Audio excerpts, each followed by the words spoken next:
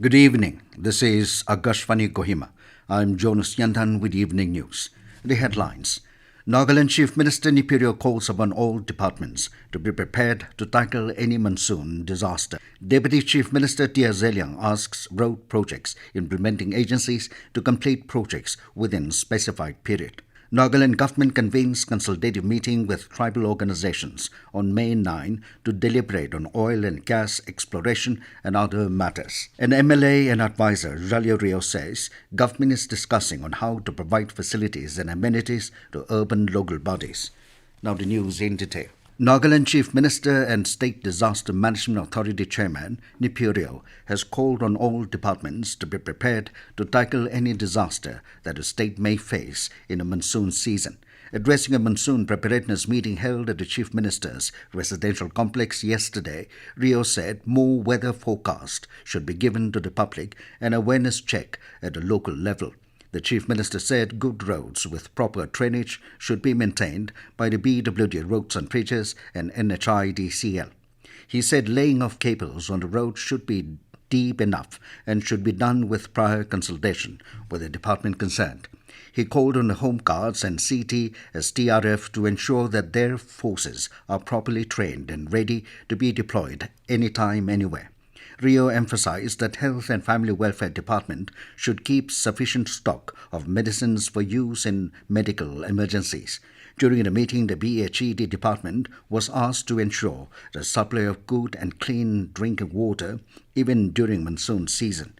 The Food and Civil Supplies Department was asked to keep a check on their go-downs and stores with proper roads connectivity both into districts and other rural areas. Speaking at a meeting, NSTMA advisor Z.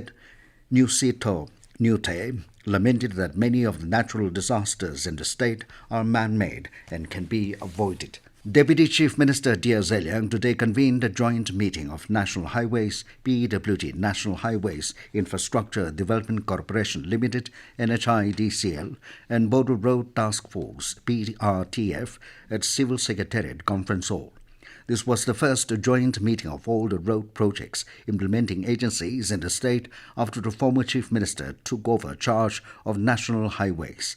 Zeliang called upon the 3 road projects implementing agencies to complete the road projects at hand within specified period as per DPR specifications and contract agreements.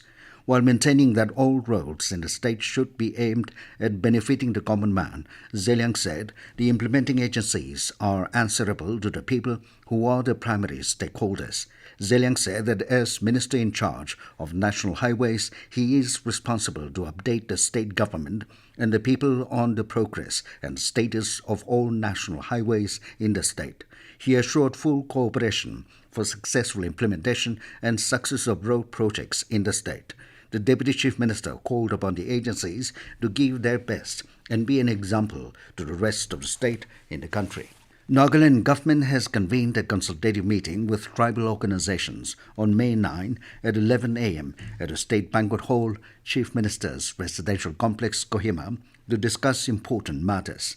An official bulletin said the meeting will deliberate on matters pertaining to oil and gas exploration and production, Register of Indigenous Inhabitants of Nagaland, and the Nagaland Village and Tribal Councils Act 1978.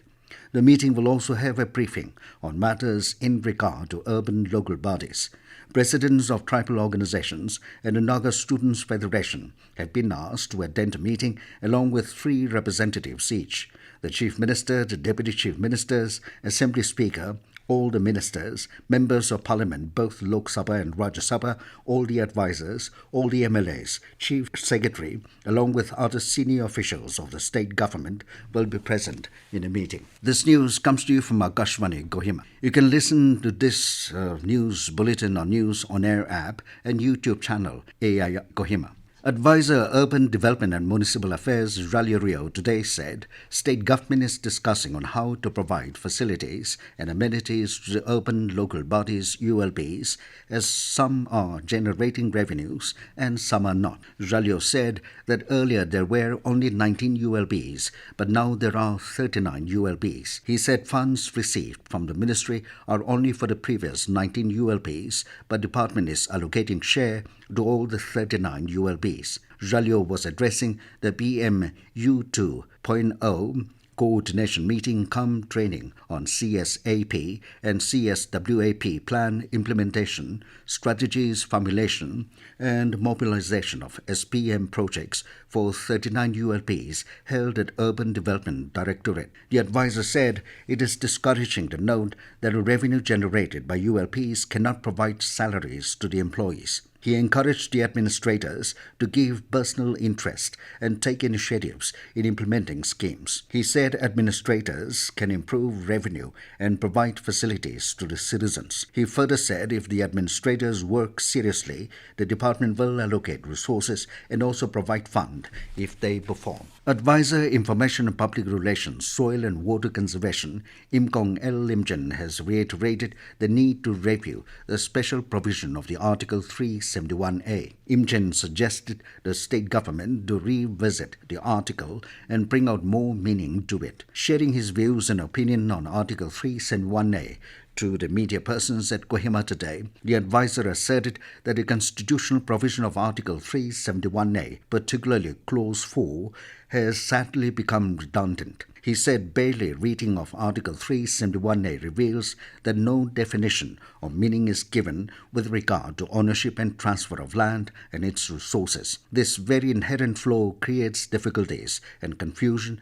in the realm of interpretation, he added. Imjan further observed that there is no specific legislative power accorded to the Nagaland Legislative Assembly to legislate with special provision of Article 371A. Imjan noted that Article 371A is rather a protective provision and not an enabling provision of law in the Constitution. He pointed out the office memorandum issued by the Ministry of Home Affairs in 2012, whereby the Union Ministry is of the considered view that Article 371A does not confer legislative power to the Legislative Assembly of Nagaland on regulation and development of mineral oil. Imjan therefore said the resolution passed by the Nagaland Assembly in July 2010 was unconstitutional and invalid. Deputy Chief Minister Y. Bulletin yesterday said Nagaland Police is facing shortage of vehicles for law and order duties. He said the police headquarters will undertake an exercise to withdraw vehicles attached to retired officers, especially those attached for more than 3 months after retirement. Bulletin requested the retired officers to cooperate towards this exercise in the interest of public services, observing that some vehicles which were condemned and allotted to various people have still not changed their registration numbers and are still using police stickers. The Deputy Chief Minister requested that such vehicles should re-register immediately, otherwise they are liable to be confiscated whether they are using old number or are being run unregistered or on applied for. Nagaland Police has decided to do away with the old method of confinement of police personnel to quarter guards for disciplinary reasons. Deputy Chief Minister Y. Bulletin yesterday said confinement to quarter guard for disciplinary reasons is an excessive punishment and inhumane, and that it has decided to do away with the old method. Bulletin said when any personnel is of imminent danger to his own life or others, he may be confined to quarter guards, and in such case, immediate FIR should be lodged at the nearest police station. The Deputy Chief Minister also updated that the department has so far withdrawn almost 200 bodyguards, adding that static guards are also being rationalized. And now 20 news. Here are the main points again. Nagaland Chief Minister Neiphiu Rio calls upon all departments to be prepared to tackle any monsoon disaster. Deputy Chief Minister TR Zeliang asks road projects implementing agencies to complete projects within specified period. Nagaland government convenes consultative meeting with tribal organizations on May 9 to deliberate on oil and gas exploration and other matters. An MLA and advisor, Zhaleo Rio, says government is discussing on how to provide facilities and amenities to urban local bodies. That is all we have in this evening news bulletin. Good night.